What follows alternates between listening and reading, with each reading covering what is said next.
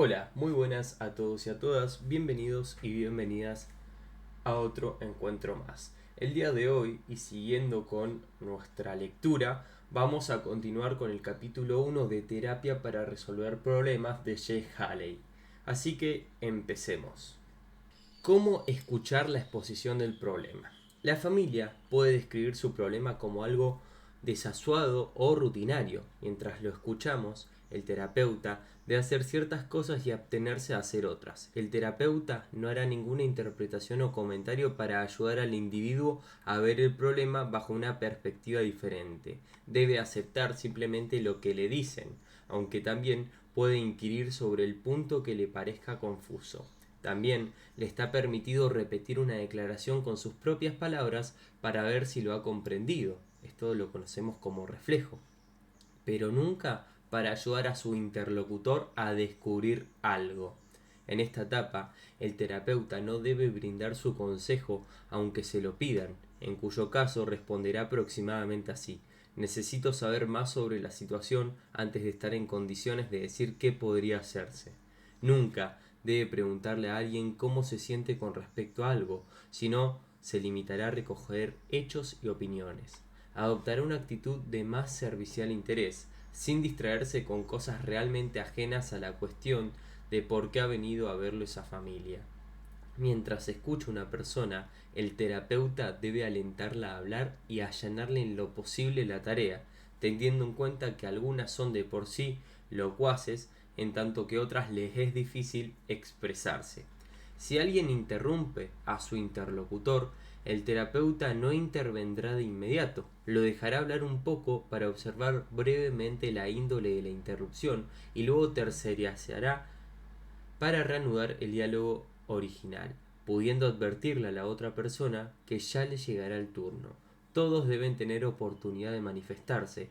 No bien un individuo haya formulado el problema, se le pedirá su opinión a todos los demás, cuidando de no dar la impresión de que se desea provocar un desacuerdo entre dos personas o responder a alguien.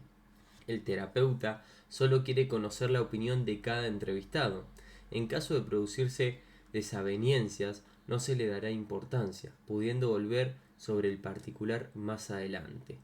Por otra parte, no deben permitirse disertaciones prolongadas. Si los demás manifiestan impaciencia, es señal de que una persona ha estado hablando demasiado tiempo. Se reclamará la atención de quien se muestre distraído. De ser posible, el terapeuta actuará con naturalidad al procurar que cada individuo tenga ocasión de expresarse.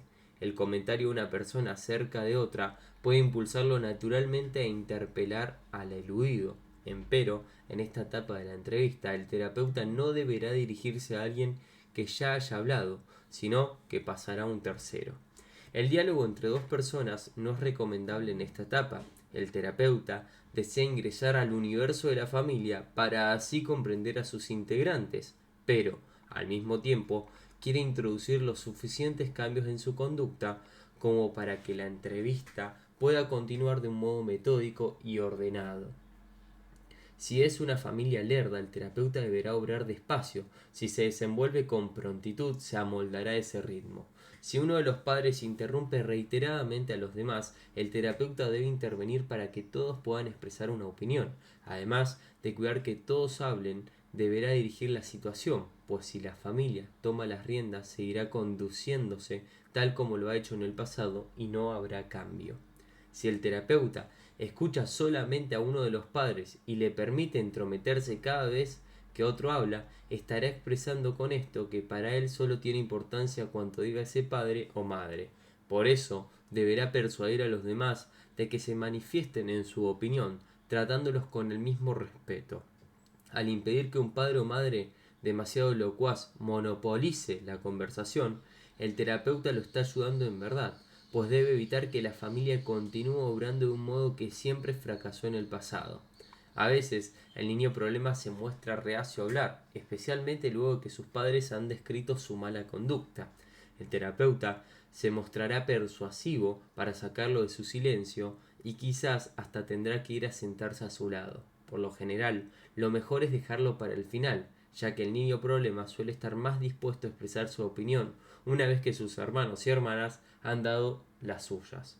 Cuando en el grupo hay niños muy pequeños, siempre conviene tener juguetes y títeres en la habitación para que la criatura pueda comunicarse en forma de juego. La evaluación de la capacidad de juego del pequeño puede ser importante, así como la de los padres para jugar con él si el terapeuta lo pide. Juegos y juguetes permiten que haya acción en la entrevista, en vez de un simple diálogo acerca de la acción, con lo que el terapeuta podrá observar cómo se entienden entre sí los miembros de la familia. La observación del terapeuta.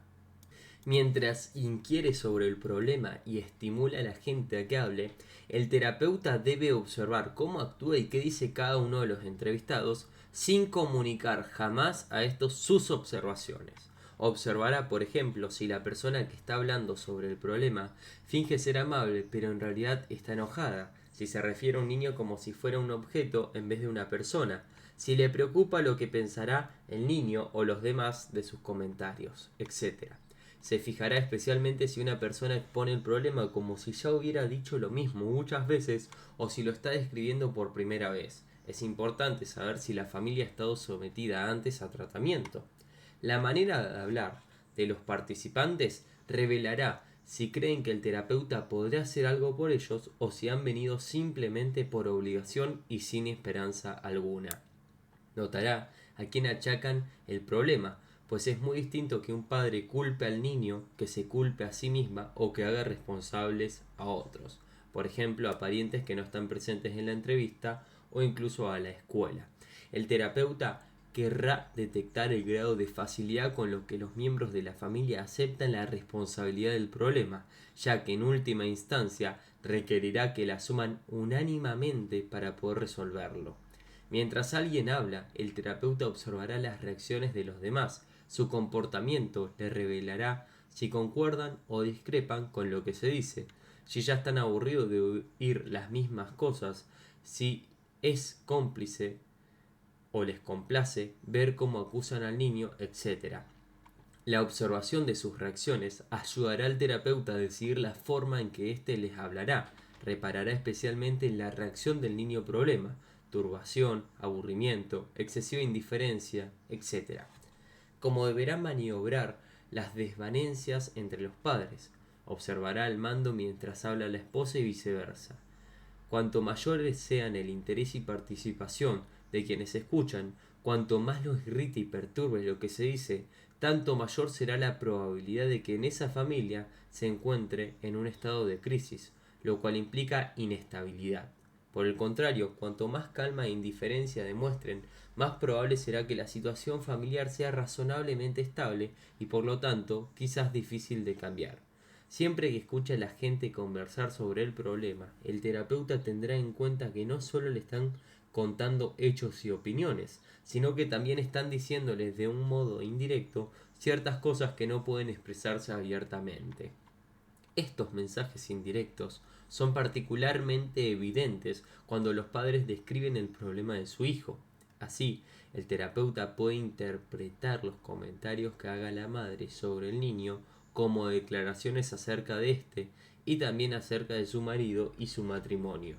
Por ejemplo, si dice que su hijo varón es obstinado, es probable que esté diciéndole al terapeuta que su marido también lo es. Si el padre cuenta que el niño lo amenaza constantemente con fugarse del hogar, es posible que su esposa esté amenazándolo con abandonarlo. Es útil presumir que un niño problema refleja o encarna un problema matrimonial, sobre el cual puede obtenerse información anticipada escuchando atentamente cómo hablan los padres de sus hijos. El terapeuta puede reflexionar tantivamente sobre los datos recogidos, comprobando más adelante su exactitud, pero manteniendo siempre para sí este tipo de información. El terapeuta no debe expresar verbalmente ninguna interpretación que relacione los problemas del niño con la situación matrimonial. Simplemente incitará a los participantes a hablar y reparará en los diferentes significados que encierran sus palabras. Hay muchas cosas que no pueden decirse de forma directa. De no ser así, probablemente no habría ningún problema. De hecho, hay tres maneras distintas de recibir información sobre el problema, las que deben aplicarse en diferentes momentos de la entrevista. En su primera indagación, el terapeuta dejará que la familia exprese el problema metafóricamente, pues la especificidad se centra demasiado en la cuestión en el niño y limita las metáforas. Avanzada la entrevista, juego de la etapa de interacción, se necesita contar con una formulación más concreta y detallada del problema y de las metas a alcanzar, a fin de poder utilizar eventualmente lo manifestado para comprobar los resultados y determinar si la terapia ha tenido éxito. Esta segunda exposición debe especificar aspectos tales como cuántas veces por día ocurre el hecho y cuánto dura, suministrando datos que sirvan de base de referencia.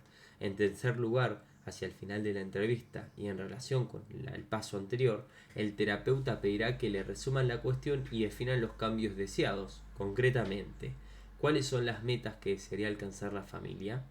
Estas tres formas distintas de abordar el problema son necesarias y suministran información diferente e importante. En la etapa de la entrevista en la que se fomenta una discusión metafórica del problema, el terapeuta procurará comunicarse en un nivel más general. Si el padre se queja de que es difícil comprender a su hija, el terapeuta puede responderle que las mujeres suelen ser difíciles de comprender para los hombres. Este comentario vinculará a la esposa y a la hija en un nivel más general sin dar importancia al asunto. Si la madre dice que su hijo varón es demasiado agresivo y la golpea o golpea a las niñas, el terapeuta puede contestarle que es muy malo que los hombres aprendan a tratar de ese modo a las mujeres. La madre comprenderá que el terapeuta ha captado su queja por el trato que le da su esposo, pero no sacará a la luz de manera explícita para no causar más disturbios. Respondiendo metafóricamente, el terapeuta recibirá más información, pues los miembros de la familia sabrán que no cometerá la descortesía de señalar lo que realmente se dice. Es sumamente importante no hacer comentarios directos sobre esta información indirecta. Si la madre dice que su marido es servicial pero al mismo tiempo se tapa la boca con la mano, esto significará, quizás, que hay ciertas cosas de su marido de las que preferiría no hablar por el momento. En un caso así, el terapeuta jamás debe explicarle el significado del gesto ni señalarle que está callando algo, porque ella ya lo sabe y le parecerá una descortesía. Se limitará a escucharla y alentarle a hablar más, con lo cual la comunicación se hará más comprensible, en parte porque la mujer sabrá que puede hablar sin peligro y deslizar indirectas sobre las opiniones abiertas. Contenido del problema presentado. Por lo común, al conversar sobre un problema, una familia describirá a un individuo, indicando que anda mal en él. Sin embargo, esto es solo una de las diversas maneras de ver un problema. Si la madre dice, mi hijo jamás hace caso de nada, lo que está rotulando como niño problema, pero también puede decir, no sé cómo lograr que mi hijo obedezca, con lo que seguirá atribuyendo el problema a una persona, pero esta vez será a ella misma y no a su hijo. También puede inculparse a dos o más personas, en vez de considerar el problema como una cuestión individual. Cuando la madre declara, mi hijo y yo nos tratamos de un modo tal que los dos nos sentimos impotentes y nada podemos hacer, indica que el problema no radica en una persona, sino en dos. También podría decir, mi marido y yo no podemos ponernos de acuerdo sobre cómo tratar a nuestro hijo, y así no le hace caso a nadie. Planteamiento según el cual tres personas constituirían ese problema. Lo importante aquí es que cualquier formulación sobre el problema puede emitirse en función de una, dos, tres o más personas. La misma conducta de un individuo toma un cariz distinto en cuanto a qué anda mal en él y qué puede hacerse al respecto si se contempla el problema en función de diferentes números de personas. Comúnmente los miembros de una familia atribuyen el problema a una sola persona, en tanto que la tarea del terapeuta consiste en encararlo pensando en más de una, ya que este enfoque lo capacita al máximo para lograr el cambio. De ahí que mire el problema desde una perspectiva distinta que la de los integrantes de la familia, pero no tiene que persuadirlos de que piensen igual que él. Aceptará lo que digan aparentando conformidad, aunque mentalmente vea el problema bajo un lente distinto. Cuando el caso clínico es un niño, el padre o madre dirá que ese niño es el problema y explicará en qué consiste la dificultad. Por lo común, la familia dice que el niño no se porta bien o no obedece a sus padres, aunque también pueden declarar que se comporta mal en la escuela o no obedece al maestro. Un niño puede desobedecer a alguien de tres maneras distintas. Una, revelándose en abierto desafío. Dos, limitándose a no hacer caso, o sea, hacer lo que le dicen, pero sin desafiar a nadie. Y tercero, además de no hacer caso, da señales de que no puede valerse por sí mismo para hacer lo que le piden, mostrándose demasiado angustiado, temeroso o nervioso, enfermándose o sufriendo dolores, o en general dependiendo demasiado de los demás. La mayoría de las veces, uno de los padres dirá que el niño no hace caso de nada y el pequeño permanecerá en su sitio, enfurroñado. Otras veces explicará que su hijo se muestra angustiado y temeroso y recién más adelante revelará que nunca hace lo que le piden y que nadie lo apremia porque se perturba terriblemente. Cuando un progenitor declara que el problema se manifiesta en la escuela y la maestra o maestro se queja de que el niño no le hace caso y no es un buen alumno, existen tres posibilidades. Primero, que el problema radique en la escuela. Segundo, que el niño se porte mal en la escuela como reacción a un problema doméstico. Y tercero, que exista un conflicto entre los padres y la escuela, encontrándose el niño entre dos fuegos y respondiendo a esa situación con un mal comportamiento.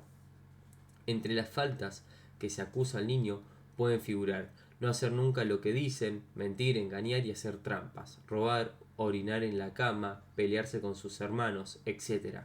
Al enumerarlas, el padre o madre también declara su incompetencia para tratar el problema. Por eso ha venido en busca de ayuda, porque no puede manejar al chico y no hay nadie en la familia que pueda ayudarlo de un modo que permita solucionar el problema dentro del grupo familiar. A menudo, los padres prefieren echarle toda la culpa al niño, declarándose inocentes, y les gusta imaginar que hay algo en él que los impulsa a portarse mal. Esta forma de encarar el problema no los ha ayudado en absoluto, y si el terapeuta piensa como ellos, también fracasará. Lo que debe cambiarse en la situación para que el niño pueda conducirse de un modo más normal. Mientras escucha la descripción del mal comportamiento del niño, el terapeuta debe preguntarse qué pasa dentro de la situación total del pequeño para que éste se comporte así. Veamos un ejemplo. Una madre cuenta que su hijo de 9 años le da miedo salir del hogar y que vive pegado a sus faldas. El terapeuta advierte que el pequeño se ha sentado junto a su madre aferrándose a ella. Además, el chico miente y no hace nada en la casa, pero casi todo el problema radica en su miedo y su constante apego a la madre. Hasta duerme con ella, lo cual obliga al padre a acostarse en el sofá del living. Los otros hijos no se portan así y parecen normales. Esta información materna no le revela al terapeuta la índole del problema o qué debe hacer. Solo posee esta versión, según la cual se trata de un problema interno del niño y nadie más tiene que ver con él. El propósito de una entrevista familiar hábil es justamente obtener más datos e iniciar un cambio. Así pues, una vez que la madre haya planteado el problema, el terapeuta necesitará escuchar las opiniones del padre y luego la de los hermanos y hermanas. Después de dialogar con todos ellos, verá aflorar los desacuerdos. Notará, por ejemplo, que el padre no concuerda plenamente con la madre, pues parece que ella cuida demasiado al pequeño y no le da suficiente autonomía. Quizás también reconozca que no le gusta verse desalojado de su propio lecho, aunque se aviene a ello si es con eso de evitar que el hijo tenga miedo. Tal vez tercie la madre arguyendo que su marido es negligente con el niño. Mientras los cónyuges hablan de sus desavenencias, puede surgir datos que impliquen hasta qué punto el niño constituye un tema de disputa entre ellos. Durante esta etapa de la entrevista es probable que el terapeuta capte con más claridad que debe reflexionar sobre el problema sin referirlo únicamente al niño. Puede ver en él una relación peculiar entre la madre e hijo, donde a cada uno le es difícil separarse del otro o encararlo en función de una triada y considerar la posibilidad de que el niño esté ayudando a sus padres que con su conducta. Si estos no pueden estar juntos sin pelearse, especialmente en la cama, entonces el niño los está ayudando con sus miedos al mantenerlos separados. Así, los padres pueden asegurar que el problema es su hijo y no sus resentimientos personales.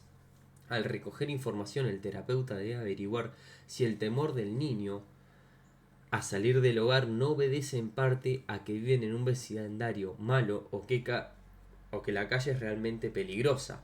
El hecho de que se quede en casa guarda relación con la situación extrafamiliar aparte de la existente dentro de la familia. El terapeuta debe considerar todos estos factores a medida que formula ideas sobre lo que se puede hacer para producir el cambio. La misma entrevista y el modo en que la conduce pueden servir al terapeuta como primer paso para provocar un cambio. Al pedirle al niño que se siente junto al padre, comienza a apartarlo de un excesivo apego a la madre. Además, el terapeuta capta el grado de flexibilidad del niño y su madre y de receptibilidad del padre. Como no hay dos familias iguales, el terapeuta debe adecuar su actuación a cada caso particular. Sin embargo, lo que ocurre en cada familia le es familiar porque va reiteradas veces esa situación en una familia tras otra. La experiencia enseña al terapeuta a prever ciertas pautas de comportamiento familiar. Por ejemplo, es típico que uno de los padres acuse al otro de ser demasiado severo con el niño, para ser acusado a su vez de tratarlo con excesiva blandura. Incumbe al terapeuta interpretar lo que ve en una familia de manera tal que lo ayuda a idear, el modo de cambiarla. También debe pensar en cómo conseguir que los miembros de esa familia en particular cooperen para llevar a cabo ese cambio.